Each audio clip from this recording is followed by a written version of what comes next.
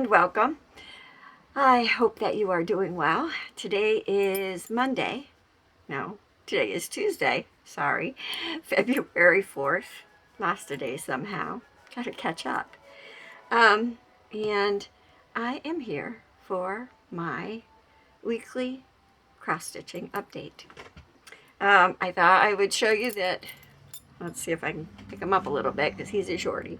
Wally is in the house. Hopefully we won't have any barking episodes, but hey, I never know.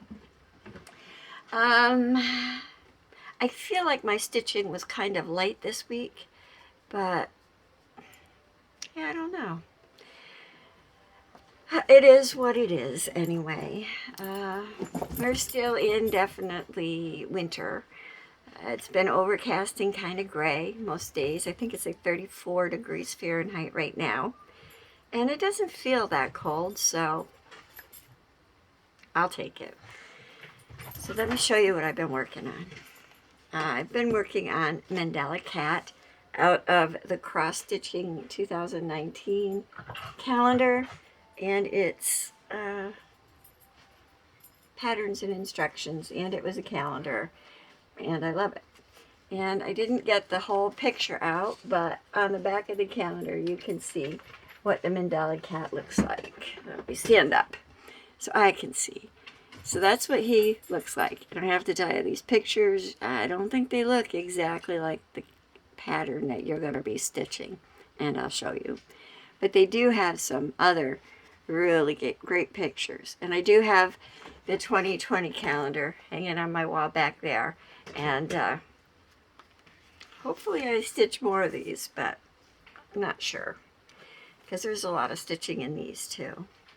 Anyway, so this, move my needle. I'll just let it hang down for a minute. So this is how far I've gotten with Mandala Cat. And that's his ear, not a horn. And he's looking pretty good. I'm really enjoying it. This is a, is it 16 count? Now I have to check. It is,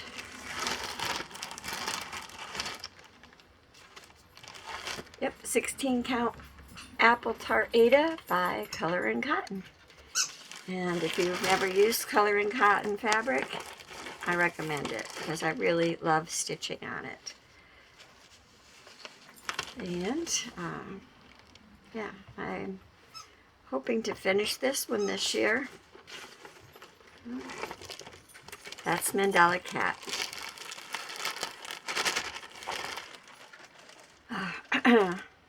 And then Ingleside Imaginariums, Kaluna Brightburns Part 2 came in, and for a change I printed the cover sheet, so you'll see this was Part 1 that I finished in January, and this is Part 2 that I'm working on right now. And I still have to fill in these words in the center banner, and I still have to do most of the borders, but that's okay. I'm kind of thinking about things, so we will see where it goes from here. But let me show you my progress. Excuse my needle. But that's where I am right now. I think that's Steelus and is it Lepus or Lepus? Lepus. His eye is filled in. That's kind of freaky looking. But I'm enjoying it. And I hope to finish that soon too. I hope to finish a lot of things. Actually, I'm a process stitcher, so when I finish it, it pretty much just goes in a box unless I really want it or it's a gift for someone else. But that's okay too. So the other thing that I've worked on in the last week is my Christmas ornament from the 2009 Christmas Ornaments Just Cross Stitch magazine. And this goes along with a sale on the Just Cross Stitch Along Facebook group. And the ornament for February, the hands aren't working today, so this is always a trick on my best days. The ornament is that bullfinch, with the pretty flowers and the heart, and it's beautiful, and I'm really enjoying stitching it. I have some of my floss on my homemade floss holder, which is cut out from a milk carton. How to recycle milk jugs for cross stitch. And I did make one change. And this is on 16 count Charles Craft Aida that I bought in a tube, probably at Joann's or Hobby Lobby a long time ago. And this is how far I've gotten. Let's grab that. So, and if you can see, this is supposed to be white because it's stitched on like a gray fabric, the original. So I've actually switched out the B5200. I left the B5200 in on the bottom of the bird and the little wing part. And I did his eye in white, although I don't really like the white eye, so that may change. But these background motifs, I've actually changed from B5200 to DMC 819, which is a really pretty pale pink. It's really overcast here. Let me turn on another light to see if it helps. Eh, not really, but yeah. DMC 819 is a pale pink. And I really like the way that's coming out. So show it to you again so you get a better look at the pink. So it's nice and light pink, but it kind of looks good with the little red bird and the white fabric.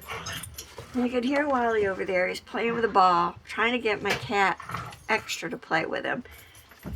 Oh, he's got Roscoe up here. One of the other dogs. Yep, it's always a zoo in my house. Yes, it is. Anyway, so those are the things that I've stitched on in the past week, and I've really been enjoying myself.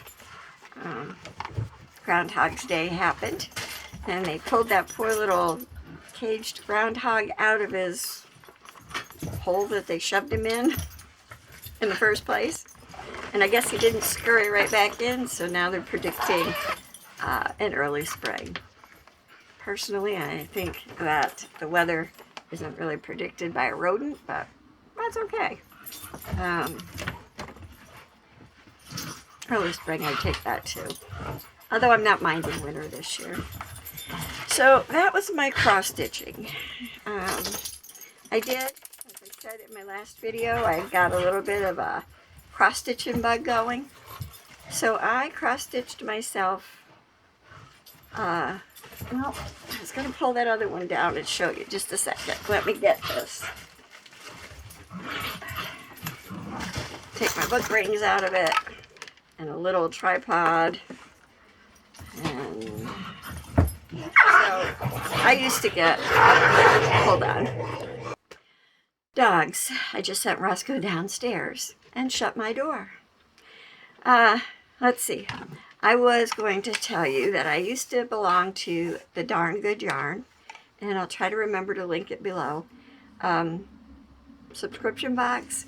So I would get a couple of small things of yarn every month and some patterns.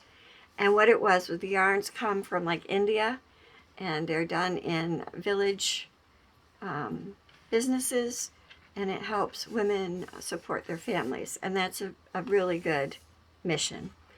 And so one of the things I bought outside of the box was this yarn bowl, and it's beautiful, and it's got their name on the bottom, and it's really nice. This is really small. I mean, if you put a cake in it, it would probably hold a cake pretty well, and maybe a small ball of yarn, but it's really not meant for anything large.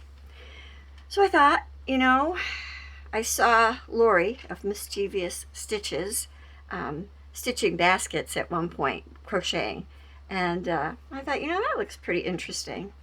And I've been crocheting for years, so I basically held two of the balls of yarn from Darn Good Yarns together, and I made the bottom, and then I stitched up the sides, and then I just decreased to go in at the top, and I put an opening, And then I just did